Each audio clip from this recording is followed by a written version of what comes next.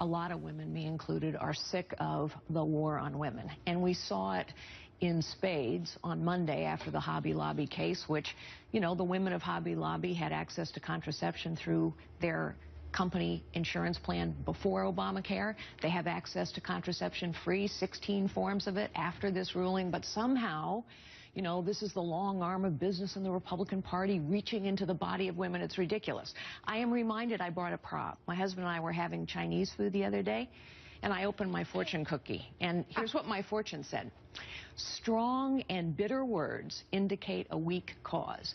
And that's exactly right. The war on women is shameless, baseless propaganda. There's no fact to it, but it's worked because it scared women to death. Enough. Enough. It's one of those issues that if viewed in the light of day and with even a casual dose of rational reasoning is enough to drive just about anybody to the point of seeking professional assistance for those who believe it to be a real and viable point of discussion. That or just turn away from anybody seeking to create what I will always deem a contrived controversy.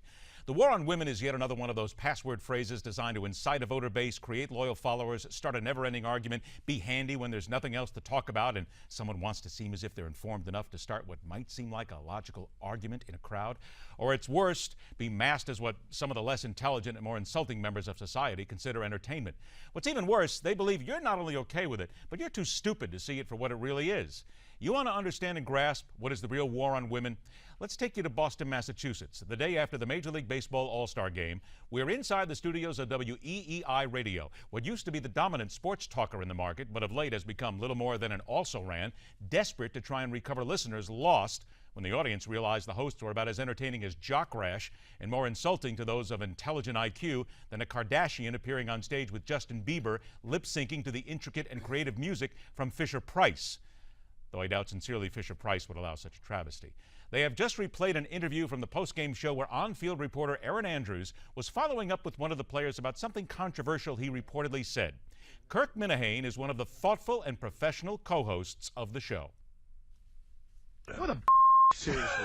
I hate her. What a gutless seriously, go away. Drop dead. I mean, seriously, what the hell is wrong with her? First of all, follow up. Secondly, the guy admitted he did it, and he admitted he told reporters that he threw a couple of pipe bombs. Yeah. Right? So how is that social media's fault? Seriously, Don't you love social media? I hate her. I seriously hate her so much. Don't you love social media? Yeah. Boy, if it wasn't for social media is the reason she has a big house. Right, shut up. Shut up. I should call her. I'm sure she's a nice person, but she's a I friggin' hate her. He has not been reprimanded, scolded, admonished, or as some would consider proper, fired. An unprovoked, obscene, and foul verbal attack on a woman he doesn't know, yet uses as a foil to seek higher ratings and attention. You still want to understand and grasp what is the real war on women?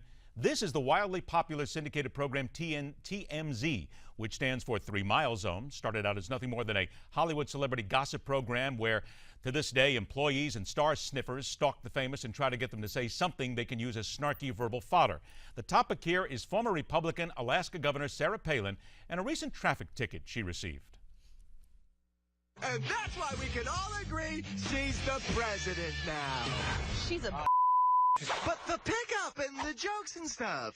She's speeding her ass off. She's a really bad mom. She's a horrible mom.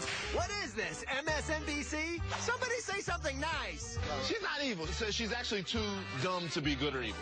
That's nice, Sish. Whether you like, dislike, agree, or disagree with anything Sarah Palin has said or stands for, this is at its core a planned verbal attack on someone's character, profane and targeted by those who see nothing wrong with making such fun of a woman.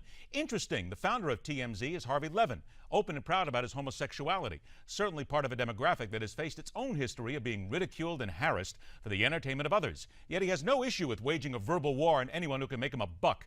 Minihane describes himself as neither Republican or Democrat, noted his recent presidential choices were libertarians, Perot, and Nader, yet he broadcasts in a largely liberal state and remains on the air to spew his version of venom and what some might see as a decided hatred of women. Such actions could and perhaps should be construed as a real and very easy to discern war on women, and it happens every single day. And that is telling it like it is. MidPoint, where we question everything, continues right after this.